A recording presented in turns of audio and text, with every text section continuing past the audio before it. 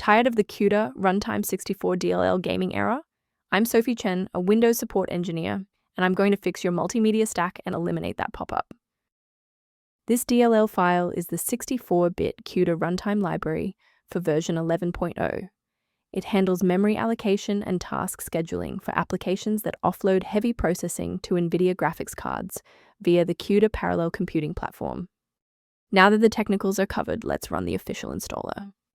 The CUDA Runtime 64 110 DLL is required by certain games and graphics applications. Installing the Microsoft DirectX end-user runtime restores legacy runtime components, while GPU driver updates handle hardware-specific dependencies. If you're still seeing the missing file notification, we should attempt to force a synchronization between the software and the OS.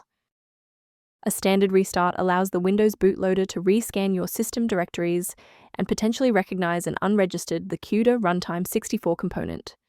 Before you go, bookmark this video or click the like button. This ensures the video stays in your library so you can finish the final steps as soon as you're back at your desktop. I'd like to provide a brief technical warning about the risks of using unofficial file repositories. Most individual downloads of the CUDA Runtime 64 110 DLL are not digitally signed, meaning they haven't been verified for safety by the original software developer. Protect your workstation's long-term stability by utilizing a professional-grade diagnostic for routine environment checks.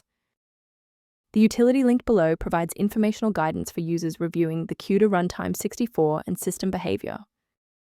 I'm Sophie Chen. If we've successfully stabilized your environment and resolved the NVIDIA CUDA Toolkit error, please subscribe and join our community of technical professionals.